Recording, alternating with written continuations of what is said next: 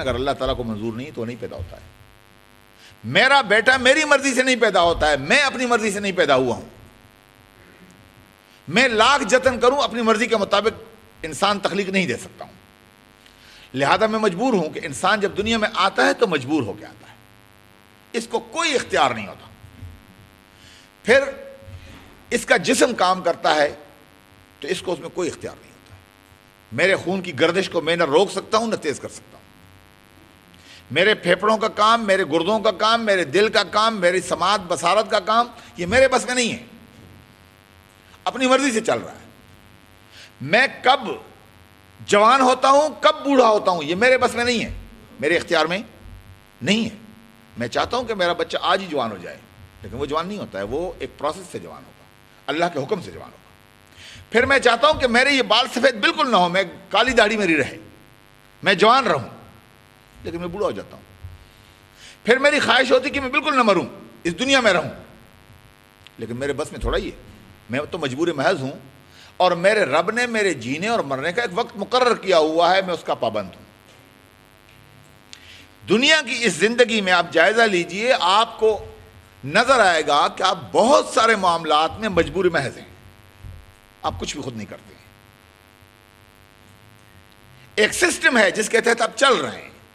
یہ وہی سسٹم ہے جو سورج کو طلوع کرتا ہے, سورج کو غروب کرتا ہے, چاند کو طلوع کرتا ہے, چاند کو غروب کرتا ہے. موسم گرمی کا آتا ہے, موسم سردی کا آتا ہے, موسم خزاں کا آتا ہے, موسم بہار کا آتا ہے. یہ وہی سسٹم ہے جو آپ کی اس پوری, جس کو آپ سولر سسٹم کہتے ہیں, نظام شمسی, وہ پورا چل رہا ہے.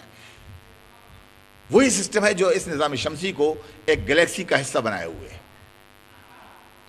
یہی گلیکسی ہے جس کو آگے ایک صحابیہ کا حصہ بنا دیا گیا ہے. اور یہ ایک ایسا طویل و عریض نظام ہے جس کو دیکھنے کے لیے آپ کی رصدگاہوں میں 300 انچ کا موٹا شیشہ لگا کر بھی اس کی انتہا کو نہیں دیکھا جا سکتا ہے.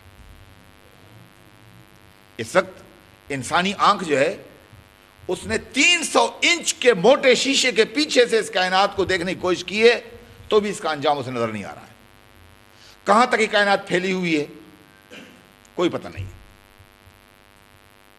اِنَّا لَمُوسِعُونَ, اللہ فرماتا ہے کہ ہم تو اس کائنات کو ابھی کھولے جا رہے ہیں, ابھی تو یہ اپنے انجام کی طرف بڑھ رہا ہے, پتہ نہیں کہاں پہنچے گا. انسانی عقل اور انسانی آنکھ اس کے انجام کو دیکھنے سے بھی قاصر ہے, اس کی انتہا کو دیکھنے سے بھی قاصر ہے. کوئی پتہ نہیں کہ اس آسمان میں کتنے سورج اور کتنے چاند ہیں, کتنی گلیکسیز ہیں اور کتنے صحابیے ہیں, یہ کائنات کتنی وسیع و عریض ہے, مجھے پتہ نہیں ہے. میں اس کائنات کا ایک ادنا حصہ ہوں, مجھے اپنے آپ کا پتہ نہیں لگ رہا ہے. میں آج تک اپنے گردے کو صحیح نہیں سمجھ سکا ہوں کہ گردہ کیا چیز ہے اور یہ کس طرح کام کرتا ہے, ایکٹیویٹ کس طرح ہوتا ہے. میں آج تک اپنے جگر کو نہیں سمجھ سکتا ہوں کہ میرا جگر کس طرح کام کرتا ہے, کس طرح اس کو چینج کیا جا سکتا ہے. میں آج تک اپنے جسم کے اعضاء کو نہیں سمجھ پایا ہوں, میں کائنات کی وسعتوں کو کیا سمجھوں گا. ہاں, علم اللہ نے جو مجھے دیا ہے میں اس علم کے مطابق کوشش کر رہا ہوں, سمجھ رہا ہوں, تجربے سے بھی, مشاہدے سے بھی, علم سے بھی, عقل سے بھی, منطق سے بھی کچھ چیزیں سمجھنے کی کوشش کر رہا ہوں, لیکن ہوں میں مجبور محض بہت ساری چیزوں میں. البتہ اس اتنی بڑی وسیع دنیا میں مجھے ایک چھوٹا سا دائرہ دے دیا گیا ہے, سرکل, کہ تم اس میں با اختیار ہو. آپ اگر موازنہ کریں گے اپنی آزادی کا اپنی پابندی سے تو آپ کو پابندی زیادہ نظر آئے گی, آزادی بہت تھوڑی نظر آئے گی. اختیار کتنا ہے؟ بہت محدود. مجبوری کتنی ہے؟ بہت زیادہ. مجھے جو آزادی دی گئی ہے وہ مجھے قول و فعل کی ہے, سوچ اور فکر کی ہے, ارادے کی ہے. چھوٹی سی دنیا ہے میری. جب میں 14-15 سال کا ہو جاتا ہوں, میں کچھ میچور ہو جاتا ہوں, پھر مجھے اللہ میاں کہتا ہے کہ اب تمہارے ساتھ ہم حساب کتاب کریں گے. دیکھو اب جو بولو گے وہ بھی سوچ کے بولو, جو کرو گے سوچ کے کرو. تمہارا انجام تمہارا منتظر ہے, اور میں نے تمہیں جو آزادی دی ہے اس آزادی کا حساب کتاب لوں گا. جہاں اس نے مجبور کیا ہے وہاں کوئی امتحان نہیں ہے. میں کالا پیدا ہوں, چٹا پیدا ہوں, اس سے میرا کوئی تعلق نہیں ہے. نہ مجھ سے کوئی پوچھے گا کہ تم کالے کیوں تھے یا چٹے کیوں تھے. مجھ سے یہ نہیں پوچھا جائے گا کہ تم کشمیر میں پیدا ہوئے تھے یا پاکستان میں پیدا ہوئے تھے. جہاں اس نے چاہا مجھے پیدا کر دیا, اس سے میرا کوئی تعلق ہی نہیں ہے. لیکن جس چیز کا مجھ سے پوچھا جا رہا ہے وہ بہت محدود سا دائرہ ہے. وہ جہاں مجھے آزادی دی گئی ہے وہاں مجھے امتحان میں بھی ڈال دیا گیا ہے۔ یہ آزادی جو ہے اصل میں یہی آپ کے انسان مطلوب ہونے کا تعین کرتی ہے۔ آپ قرآن کے اور شریعت کی نظر میں کیسے مطلوب انسان ہیں، اس کے بارے میں سمجھیے کہ یہ آپ کے رنگ سے متعلق نہیں ہے، آپ کی سرزمین سے متعلق نہیں ہے، آپ کے پیدا ہونے کی جگہ سے تعلق نہیں رکھتی ہے یہ بات، آپ کے اندھے لنگڑے لولے ہونے سے اس کا کوئی تعلق نہیں ہے۔ اس کا تعلق آپ کی آزادی سے، کہ آپ کو جو آزادی دی گئی ہے، جہاں اختیار دیا گیا ہے کرو، کر سکتے ہو تو کر لو، نہیں کر سکتے ہو تو نہ کرو۔ یہ ہے وہ دائرہ کار جس کے بارے میں آپ سے پوچھا جانا ہے۔ انسان کو روز اول سے اللہ نے جب پیدا کیا تھا تو اسی چیز کے لیے پیدا کیا گیا تھا کہ اس کو جو آزادی دی جائے گی اس کے بارے میں اس کا محاسبہ بھی ہوگا۔ پھر یہ آزادی ملنے کے بعد امتحان کے لیے پورا ایک میٹیریل آپ کو فراہم کیا گیا۔ پیغمبر آپ کے پاس آئے، سمجھانے والے آپ کے پاس آئے، کتابیں آپ کے پاس آئیں، عقل آپ کو دی گئی، بصیرت سے آپ کو نوازا گیا، سمجھ بوجھ آپ کو دے دی گئی، حق اور باطل، غلط اور صحیح کی تمیز آپ کو دے دی گئی۔ اس کے بعد کہا جا رہا ہے کہ اب تمہارا ہم احتساب کریں گے، پوچھ گچھ کریں گے۔ یہ وہ چیز ہے جو آپ کے لیے دنیا کی اس زندگی میں تعین کرتی ہے اس بات کا کہ آپ نے اپنی زندگی کیسی گزارنی ہے۔ اس کے لیے قرآن پاک نے کچھ نشانیاں رکھی ہیں کہ انسان اپنی منزل کو سمجھائے کہ نہیں سمجھائے، اپنے مقصد کی طرف آگے بڑھ رہا ہے کہ نہیں بڑھ رہا ہے۔ اس کے لیے قرآن پاک نے کچھ نشانیاں دی، اور وہ نشانیاں ایسی ہیں کہ آپ کے سامنے جب اللہ کی کتاب پیش کر دی جائے، اذا ذکر اللہ وجلت قلوبہم، مومن کون ہیں، ایمان لانے والے انسان کون ہیں، قرآن کا وہ مطلوبہ انسان کون سا ہے؟ فرمایا گیا وہ لوگ ہیں جن کی نشانی یہ ہو کہ اذا ذکر اللہ وجلت قلوبہم، اللہ کی یاد آئے، اللہ کو ذکر کیا جائے، اللہ کا نام لیا جائے، وجلت قلوبہم، ان کے دل لرزہ برندام ہو جاتے ہیں۔ جب ان کے سامنے یہ احساس ہوتا ہے کہ میرا رب، میرا پروردگار، میرا اللہ، تو ساتھ ہی رب اور پروردگار کی اس عظمت کا تصور اس کے ذہن میں واضح ہو جاتا ہے۔ اتنا بڑا رب، اتنا طاقتور رب، میری حیثیت اتنی ہے، جبکہ میرے رب کی حیثیت بہت بڑی ہے، میں اس کے سامنے کچھ بھی نہیں ہوں، ذرہ بھی نہیں ہوں سورج کے مقابلے میں۔ فرمایا یہ ہے وہ تھرمامیٹر، یہ ہے وہ پیمانہ، یہ وہ بیرومیٹر ہے جس کے ذریعے آپ اپنے اس مطلوبہ حیثیت کو جانچ سکتے ہیں۔ آپ جانچیے، پرکھیے، جب اللہ کا نام آتا ہے آپ پر کیا کیفیت طاری ہوتی ہے؟ کیا واقعی اللہ کا ذکر آتے ہی آپ کو کچھ ہو جاتا ہے؟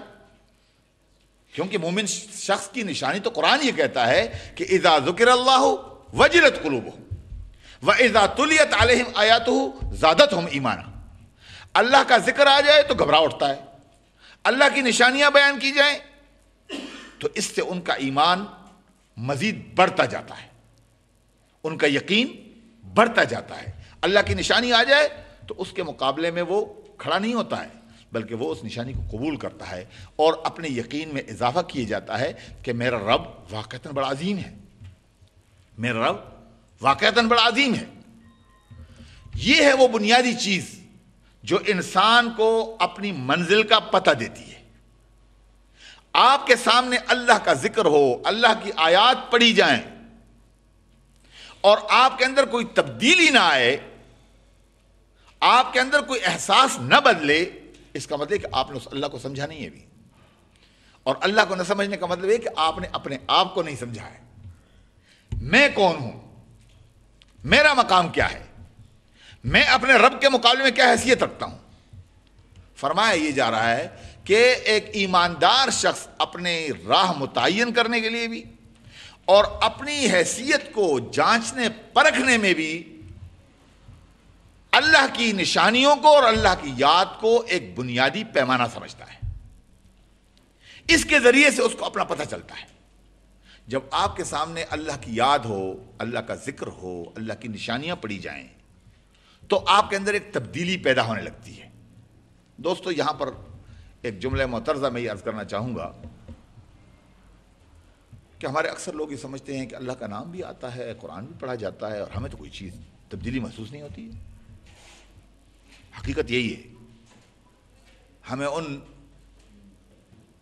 تصنع کرنے والے یا تکلف کرنے والے صوفیاء کی طرح نہیں ہونا چاہیے کہ خام خواہ جسم ہلنا شروع ہو جائے، خام خواہ لرزہ آپ کے اوپر ویسے ہی آ جائے مصنوعی۔ اللہ کا نام آئے اور آپ مصنوعی تکلف کے ساتھ اپنے اوپر کوئی لرزہ طاری کر دیں۔ اس کی وجہ کیا ہے؟ یہ ایک ایسی چیز ہے کہ اگر اس چیز کو تحریک اسلامی کا ایک کارکن نہیں سمجھے گا تو ایک عام آدمی تو اس کے سمجھنے سے بالکل ہی بالا تر ہے، قاصر ہے وہ۔ دیکھیے، اللہ کی آیات، اللہ کی نشانیاں، اللہ کی یاد آپ کے اندر تبدیلی اس وقت پیدا کرے گی جب آپ اللہ کی ان نشانیوں کو سمجھنے کے قابل ہوں گے۔ اگر میں اللہ کا ذکر کسی بکرے یا کسی بھیڑ کے سامنے کروں تو اسے کیا پتہ ہے کہ اللہ کیا ہے؟ اس پر تو کوئی اثر نہیں ہوگا۔ بھیڑ بکری اللہ کے ذکر کے آنے سے کیوں لرزاندام نہیں ہوتی ہے؟ اس لیے کہ اس کو پتہ نہیں ہے۔ اگر مجھے بھی پتہ نہ ہو کہ اللہ کیا چیز ہوتی ہے، میں اپنے گود میں چھوٹے بچے کے سامنے اللہ کا نام لوں اور اس کو پتہ ہی نہیں کہ اللہ کیا چیز ہوتی ہے، کیا اس میں کوئی تبدیلی آئے گی؟ مجھ میں بھی یہ تبدیلی تب آئے گی جب میں سمجھوں گا، جب قرآن کو، اللہ کی نشانیوں کو میں سمجھنے کی کوشش کروں گا تو میرے اندر تبدیلی تب آئے گی۔ ہماری مثال ان لوگوں کی سی ہے جو بھینسوں کے آگے بین بجاتے ہیں۔ ایک آدمی کو قرآن کا پتہ نہیں ہے، ایک آدمی کو اللہ کا پتہ نہیں ہے، ایک آدمی کو رسول کا پتہ نہیں ہے، اس کو نشانیوں کا پتہ نہیں ہے، میں اس کے سامنے پڑھ کے سنا رہا ہوں یا انگلیاں پھیر پھیر کے پڑھ رہا ہوں تو کیا میرے اندر تبدیلی آئے گی؟